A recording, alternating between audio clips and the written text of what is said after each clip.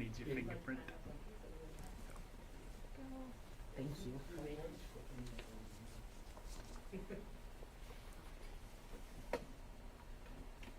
All right, you guys ready? Awesome. All right. Thank you everyone for being here. Wanted to describe a little bit for you what's happened over the last couple of days. 2 days ago, we had an event out to the Walmart on 9th Street in Oshtemo Township. At 12:11 in the afternoon, the Sheriff's Office Dispatch Center received a 911 call, several actually, 911 calls of a suspect in the parking lot have just run over a pedestrian. Deputies responded very quickly, and due to the fact that Oshtemo Township does have deputies working in that area where they have extra patrols through the Sheriff's Office, we had the suspect in custody in about 3 minutes. What's happened is we were given a description of an event where a suspect vehicle was seen in the parking lot racing its engine, and at one point drove directly at our victim. Our victim in this case, the family has been notified, and you have the information on your pieces of paper that we've given you here today that have the picture of the suspect with his name. Again, another name I will never repeat. And we have the decedent down here, Sandra Villarreal. She's a 65-year-old female from Kalamazoo. Was the unfortunate victim in this case. Our condolences go out to that family and friends and anybody that had witnessed that event. There were many witnesses. This is a tragic event, and it's a scary thing to think that there's a person in our community that would take an opportunity like this and cause such destruction. That suspect is in custody. They've been arraigned this afternoon. I believe you've probably been to the arraignment.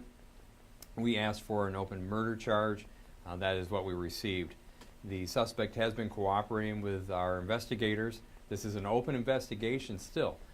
It's important that everyone understand we still have information that we're requesting.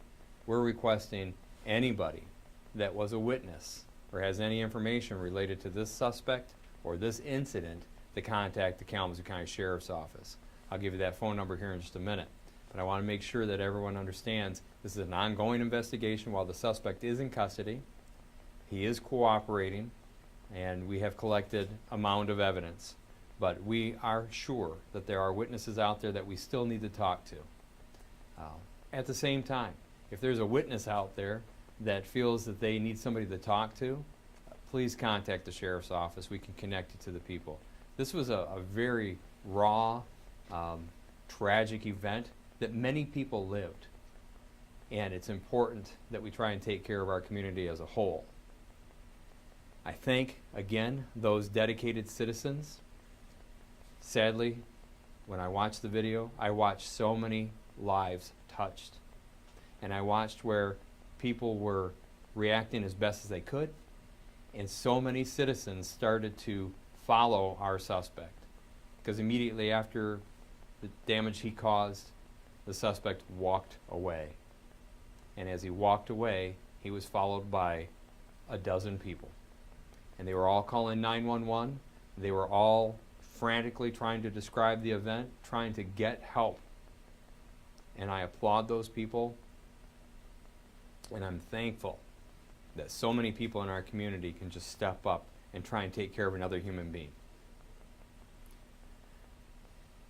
These things are tragic, and they've happened in our community before, and sadly, I fear our future will have more. And we need to stick together. We talk about Kalamazoo Strong all the time, and we need to stick together. We had another very odd, tragic incident at another Walmart yesterday. And that was an incident where there was a juvenile who is also in custody at this time. A juvenile pulled a firearm and pointed at a family inside the Walmart. That case is still under investigation. That suspect is in custody, and we're seeking charges on that suspect as well. The first incident that I'm talking about, we know that this suspect was in other box store parking lots, apparently looking to do the same thing. And so we are asking for anybody in the Battle Creek or Kalamazoo area that if you have a suspicious occurrence, something that you saw, something that you thought was weird involving a vehicle in that area, please contact the sheriff's office. Our detectives are collecting that information, and they are ready to answer questions and get your information to hopefully help us in our investigation. At this time, I can take a few questions, but please remember that we are a nation of laws, and that it is important that I do not do anything that's going to harm the prosecutor's case in going to trial. And that's why I'm very cautious about some of the things that I am able to tell you. But today I wanted to make sure you had an update, let you know that the suspect has been in custody from within 3 minutes of the incident. Sheriff, you mentioned before that this was an intentional act. What led to you making that determination? Again, the witnesses, the eyewitnesses, and information that we have obtained through the investigation led us to the charge of an open murder. When we looked up his record, it says his birthday was 1984, but in the initial press release, you said he was 32. Is he 37 or 32? Again, I don't talk about the suspect at this point, and I have no idea his exact age. As for his possible where he was possibly at prior to Tuesday and looking to do this, was he allegedly in Battle Creek at the Walmart at the Meijer there? So again, we're not sure. This is information that we believe is something that we're asking people to help us with, and it could turn out that there was no other attempts or incidents, and that the suspect may have never gone anyplace else. But right now, we're looking to make sure, trying to follow up a lead as to those possibilities. And the family has told me that they believe, they've been told that this incident started over a parking spot dispute that the victim was not involved in. Is there any accuracy to that? Right now, without going into any greater detail, there is zero connection between the suspect and the victim. Zero connection. Can you describe the suspect's demeanor when he was arrested? We had several witnesses say he kind of willingly gave himself up, put up his hands to be put in custody. Is this true? The suspect was taken into custody with zero resistance or any problem. You said it was a maroon sedan involved. Can you give us the make of the car so we can put that out there? So we're going to work on getting that information. Again, I didn't say it was a maroon vehicle. Maybe our press release did, but I will work to confirm any press release to make sure you guys have accurate information would help in our investigation. Is there a reason to believe he had more than one vehicle in his possession or at his disposal, given some possible reports we've been receiving on similar incidents in the Battle Creek area lately? Right now, those are all things that we're looking at, trying to make sure that we have all the information necessary for this investigation. From any investigation like this in the past, how does the suspect compare in terms of his demeanor? Does it concern you? How do you feel about how he's cooperative already, given the violent nature of the charges? You might remember that we've had several incidents in our community over the years that I no longer am surprised by the demeanor of anybody, and I try also not to judge their demeanor related to the incident that we are investigating, because everyone's different. Sheriff Fuller, what do we do going forward when we see these things sort of happen? You said there were like a dozen people that were following him. I'm also always thinking what could have been done to prevent this fatality? Well, at this point, when we talk about what could be done to prevent this fatality, this is a question that comes up in all of these tragedies. And there's never going to be an answer as to what we could do to prevent these things. We do the best as we can here in this country any longer to watch out for one another. We do the best we can to take care of individuals that could be involved in an incident like this.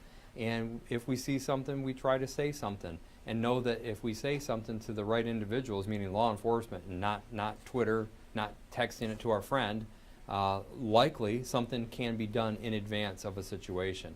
But I'm not standing here today to try and give you any idea that there could have been anything that anybody would have told us that could have stopped this event. We don't know that. But if there is, and people say something to law enforcement, again, not Facebook, not Twitter, not some device to their friends, law enforcement will investigate these things. And that's where we're at today, still trying to investigate a crime that is a tragedy and that our whole community suffers. You said there were further people you were hoping to talk to in this investigation. Who in particular? Anybody that was there that is not on any of the views that we have from any cameras, anybody that has not made themselves known to law enforcement, and anybody that would have any information related to our suspect in this case. Does this appear to be a road rage incident, and if so, can you speak at all about what prompted this, or what appears to have prompted it? I'll say one more time. There appears to be zero contact between the suspect and the victim, zero relationship between the victim and the suspect, and at this time, there doesn't appear to be any road rage incident. Despite you saying that the suspect is cooperating with your investigators, the judge did order a competency evaluation for him, and that mental health services have been brought up by both the defenders and his bench. How does that further complicate the investigation moving forward, given any possibility that could come out of this? Well, none of that's going to complicate the continuance of our investigation, and that's all a court proceeding. Was he under the influence of anything? There's no indication of anything like that at this time. Sheriff, as far as the previous incidents at other box stores, can you talk about that a little bit more? How many possible incidents or what locations? So that's a lead that we're trying to follow up on, and that's not a confirmed situation. So that's why we're asking anybody with any possible information to contact us. Can you speak at all to what he was doing before the fatal crash? What he was doing in the parking lot? No, I cannot. No. What do you know if he was parked before the fatal crash, or if he came in from the road and continued driving? Right.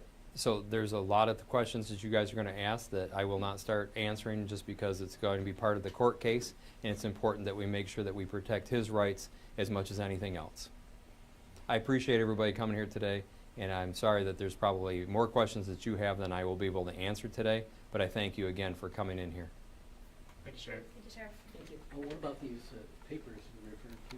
There's some right over here. Yeah, we got some over here, John. Yes. Okay. Yep. You guys want the phone number also?